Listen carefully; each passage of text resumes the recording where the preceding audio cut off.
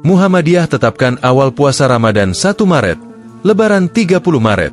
Pimpinan Pusat Muhammadiyah telah menetapkan awal Ramadan, Syawal, dan Zulhijjah 1446 H 2025 M. Puasa 2025 jatuh pada 1 Maret. Penetapan tersebut tertuang dalam kalender Hijriah Global Tunggal, KHGT, yang telah dipedomani Muhammadiyah sejak 1 Muharram 1445 Hijriah atau tahun 2024 lalu. 1 Ramadan 1446 H, Sabtu, 1 Maret 2025. Bunyi keterangan dalam kalender Hijriah Global Tunggal Muhammadiyah.